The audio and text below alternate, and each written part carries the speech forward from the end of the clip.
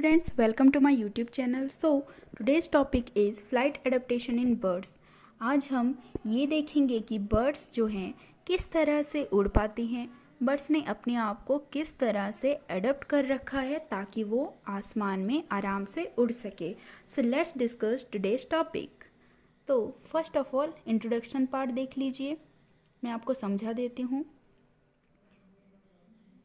जो ये बर्ड्स होती हैं वो एक ऐसी वर्टिब्रेट्स होती हैं जो कि आसमान में उड़ सकती हैं और कोई भी एनिमल उड़ नहीं सकता.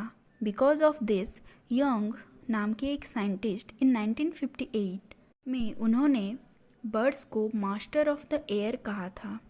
सो देयर हैंड्स और forelimbs are modified and became wings.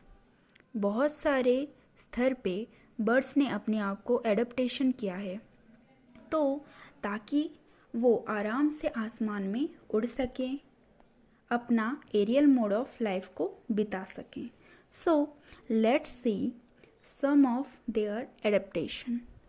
सबसे पहले हम पढ़ेंगे मॉर्फोलॉजिकल एडप्टेशन इन बर्ड्स, यानी कि जब हम एक बर्ड को देखते हैं तब बाहरी रूप से हम में और उनमें क्या अंतर है या क्या समानता दिख रही है वो हम कैसे जानेंगे. So first one is body shape. पहले हम इनके बॉडी शेप के बारे में देखेंगे. इनका जो बॉडी शेप है वो स्पिंडल शेप का होता है ताकि वो आराम से एयर में मूव कर सके और एयर फ्रिक्शन को कम कर सके. तो ये हो गई इनके बॉडी शेप की बात. तो अब नेक्स्ट पढ़ेंगे हम कॉम्पैक्ट बॉडी. इनकी बॉडी जो है बहुत ही कॉम्पैक्ट होती है. कॉम्पैक्ट यानी कि बहुत ही ज़्यादा सिमटी हुई होती है. इनके जितने भी ऑर्गन्स हैं, जो भी हैवी ऑर्गन्स हैं, वो बेली के साइड में प्रेजेंट होते हैं वेंट्रली, एंड जो भी लाइट ऑर्गन्स होते हैं वो उनकी ऊपर की साइड प्रेजेंट होती है. तो कुछ इसी तरह से होता है बर्ड्स का स्ट्रक्चर. तो नेक्स्ट पढ़ेंगे हम body covering of feathers. Birds की पूरी बॉडी जो होती है वो पंख से ढकी हुई होती है और ये बहुत ही स्मूथ होती है और जितने भी पंख होंगे वो शरीर में पीछे की तरफ से सिचुएटेड होते हैं, जिसकी वजह से उनकी बॉडी स्ट्रीमलाइन होती है और बर्ड एयर में भी फ्री मूवमेंट कर पाते हैं. इससे इनके बॉडी को हीट प्रोवाइड होती है जो कि एक इंसुलेटर जैसा काम करता है. इस वजह से क्लाइमेट का कोई भी कुप्रभाव बर्ड्स पे नहीं पड़ता और वो आराम से उड़ सकती हैं. अब हम पढ़ेंगे forelimbs are modified into wings. इनका जो हाथ है वो विंग्स बन गया है. इनके विंग्स में बहुत सारे बोन मसल्स हैं एंड फीदर्स होते हैं, जिसकी वजह से विंग्स एक यूनिक फीचर भी प्रोवाइड करता है ताकि जो पक्षी है वो हवा में आराम से उड़ सके. इनकी जो विंग्स होती हैं वो बॉडी से भी लंबी होती हैं. विंग्स का लोअर सरफेस जो होता है वो कॉन्केव होता है और अपर सरफेस जो होता है वो कन्वेक्स होता है, जिस वजह से हवा में किसी भी डायरेक्शन की ओर आराम से एक पक्षी उड़ पाता है और एयर प्रेशर भी मेंटेन होता रहता है. अब ये हो गई four limbs modified into wings की बात. अब पढ़ेंगे हम शॉर्ट टेल, जो टेल होता है बर्ड्स का. आमतौर पे अनदर एनिमल्स जो होते हैं उनकी जो टेल होती है वो काफ़ी ही लंबी होती है, बट बर्ड्स के केस में जो टेल है वो बहुत ही स्मॉल होता है और लंबे परों से ढकी होती है, जो इसे सही डायरेक्शन की ओर मोड़ने में सहायक होती है, जो कि एक स्टेयरिंग की तरह वर्क भी करती है. ठीक है, अब नेक्स्ट पढ़ेंगे हम. नेक्स्ट क्या है? बीक. बीक यानी कि चोंच. क्योंकि इनका फोर लिम्स तो विंग्स बन गया है तो इनके पास होता है एक बीक. तो जो बीक है इनको नेस्ट बिल्डिंग, फूड कंज्यूम में हेल्प करता है। सिंपली बोलने को जाएं तो हाथ का काम करता है। नेक्स्ट होगा मोबाइल नेक। इनकी जो नेक है वो बहुत ही मूवेबल होती है। वो अपनी नेक को बहुत ज़्यादा घुमा सकते हैं। अब नेक्स्ट पढ़ें बाइपेडल लोकोमोशन। ये बहुत इंटरेस्टिंग है बच्चों। बर्ड्स ने भी 2 पैरों पे चलना सीख लिया है। तो बर्ड्स जो हैं 2 पैरों पे चल सकती हैं, हमने देखा है। तो इसे बाइपेडल लोकोमोशन कहा जाता है। बाइपेडल का मतलब क्या है? बाई मतलब 2 और पेडल मतलब पैर। तो 2 पैर पे चलने वाला, उसे कहेंगे हम ये बाइपेडल मूवमेंट करता है, बाइपेडल लोकोमोशन करता है। ओके, नेक्स्ट चलेंगे हम पर्सिंग। पक्षियों के जो पैर होते हैं वो बहुत ही ज़्यादा स्ट्रॉन्ग होते हैं, या ये आराम से अपने पैर को इस तरह से पेड़ की टहनी पर रैप कर सकते हैं कि अगर ये वैसे खड़े खड़े ही सो भी जाए तो भी ये गिरेंगे नहीं। तो इसी तरह से इन्होंने अपने लेग को, टो को एडप्ट कर रखा है पर्चिंग के लिए। तो बच्चों, हमने मॉर्फोलॉजिकल एडेप्टेशन इन बर्ड्स तो देख ही लिया। अब हम एनाटॉमिकल एडेप्टेशन इन बर्ड्स देखेंगे। So let's begin. First one is endoskeleton. तो इनका जो अंदर का हड्डी का ढांचा होता है वो बहुत ही लाइट वेटेड होता है, बट स्ट्रॉन्ग भी होता है। तभी ये आसमान में अच्छे से उड़ पाते हैं, क्योंकि इनके जो भी बोन होते हैं वो अंदर से खोखले होते हैं और इनके बोन में बोन मैरो की जगह पर एयर सैक प्रेजेंट होता है। और इनका जो स्कल बोन है वो बहुत ही पतला होता है।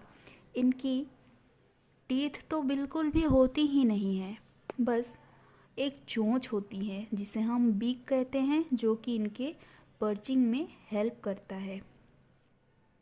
और इनका जो ब्रेस्ट बोन होता है वो बहुत सारे फ्लाइट मसल को जोड़ते हुए चलता है ताकि वो आराम से उड़ सके। बहुत ही सारे फ्लाइट मसल से जुड़ा हुआ होता है इनका जो ब्रेस्ट बोन है।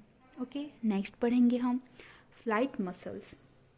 इनके बैक मसल जो हैं वो काफ़ी ही रिड्यूस हो जाते हैं और इनके ब्रेस्ट मसल जो हैं वो अच्छे से डेवलप होते हैं। और फ्लाइट मसल्स स्ट्रिएटेड मसल्स होते हैं, ऑब्वियस सी बात है। एंड ये वॉलेंटरी काम करते हैं। जब उड़ने को मन करता है ये तब उड़ सकते हैं और इन मसल्स को अदर मसल्स हेल्प करते हैं। ये तो हो गए इनके उड़ने की बात। अब देखेंगे हम इनका डाइजेस्टिव सिस्टम। तो ये अगर खाना खाते हैं तो डाइजेस्ट भी तो होता होगा ना। तो पढ़ेंगे अब डाइजेस्टिव सिस्टम। इनका जो मेटाबॉलिज्म है वो हाईली अमाउंट में होता है ताकि फूड यदि डाइजेस्ट हो सके तो डाइजेस्ट जल्दी हो। ताकि पहले आप देख लेंगे तो इनका जो रेक्टम होता है वो बहुत ही ज़्यादा छोटा होता है, तो ये फीकल मैटर जो है उसे स्टोर नहीं कर पाता। क्योंकि अगर ये स्टोर करने लगेगा तो इनका वेट भी बढ़ जाएगा और वेट बढ़ने की वजह से जो पक्षी हैं वो उड़ भी नहीं पाएंगे। तो ये बहुत बड़ी प्रॉब्लम हो जाएगी उनके लिए। तो इसी वजह से इनका डाइजेशन जो है वो बहुत ही फास्ट होता है। अब नेक्स्ट पढ़ेंगे हम रेस्पिरेटरी सिस्टम। इसकी श्वास क्रिया प्रक्रिया कैसे होती है। तो बर्ड्स में जो लंग्स है उसमें बहुत ही सारे एयर सैक प्रेजेंट होते हैं जो इनके रेस्पिरेशन में हेल्प करते हैं। एंड बर्ड्स एयर में बहुत अच्छे से रेस्पिरेशन कर पाता है due to the presence of air sac. Next पढ़ेंगे हम वार्म ब्लडेड। बर्ड्स जो है वो ह्यूमंस की तरह ही वार्म ब्लडेड एनिमल्स होते हैं। ये बॉडी टेम्परेचर, इनका जो बॉडी टेम्परेचर है वो कांस्टेंट होता है जिसकी वजह से बर्ड्स हाई ऑल्टीट्यूड में भी उड़ सकते हैं एंड इसमें इनका फीदर्स भी बहुत ही ज़्यादा हेल्पफुल होता है। So next one is circulatory system. इनके सर्कुलेटरी सिस्टम जो कि इन्हें जल्दी ब्लड को टिश्यू तक पहुंचाने की और ऑक्सीजन की सफिशेंट सप्लाई करने का काम करते हैं।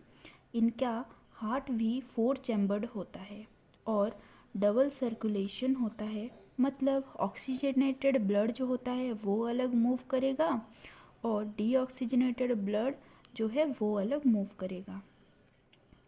इनमें काफ़ी संख्या में हीमोग्लोबिन प्रेजेंट होता है ताकि रेस्पिरेशन आराम से हो सके।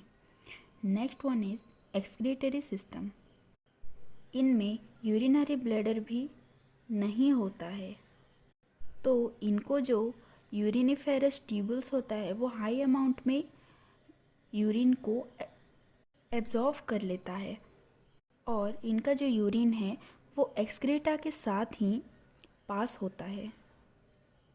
इनके एक्सक्रीशन की वजह से इनके एक्सक्रीशन के जो प्रोसेस है उसको कहा जाता है यूरिकोटेलिक एक्सक्रीशन।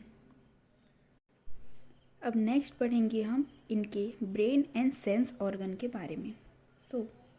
इनका जो ब्रेन का सेरेबेलम पार्ट होता है वो बहुत ही अच्छे से डेवलप हुआ होता है, वेल डेवलप होता है। इनका सेंस ऑर्गन भी हाईली सेंसरी होता है, वेल डेवलप होता है ये भी। इनका आइज़ थोड़े से बड़े होते हैं और ऑप्टिक लोब जो हैं वो भी थोड़े बड़े होते हैं ताकि वो जब फ्लाइट कर रहे हों, जब आसमान में उड़ रहा हो, तब इसे सब कुछ अच्छे से क्लियरली विजिबल हो। नेक्स्ट पढ़ेंगे हम रिप्रोडक्टिव ऑर्गन्स। इनका जो रिप्रोडक्टिव ऑर्गन्स होता है, इन फीमेल्स एक ही ओवरी प्रेजेंट होता है। हम मैक्सिमम केस में पढ़ेंगे तो हमें ओवरी 2 ओवरी प्रेजेंट होते हैं, बट इनके केस में एक ही ओवरी प्रेजेंट होता है और लेफ़्ट साइड में प्रेजेंट होता है, जो कि वेट मैनेजमेंट में भी बहुत ज़्यादा हेल्पफुल होता है ताकि वेट अगर अच्छे से मैनेज होगा तभी वो पक्षी आराम से उड़ पाएगा। तो स्टूडेंट्स, आज हमने पढ़ा कि बर्ड्स ने अपने आप को किस तरह से एडप्ट कर लिया है ताकि वो फ्रीली स्काई में मूव कर सकें। Thanks for watching students. Do like, share and subscribe for more videos. Students, welcome to my YouTube channel.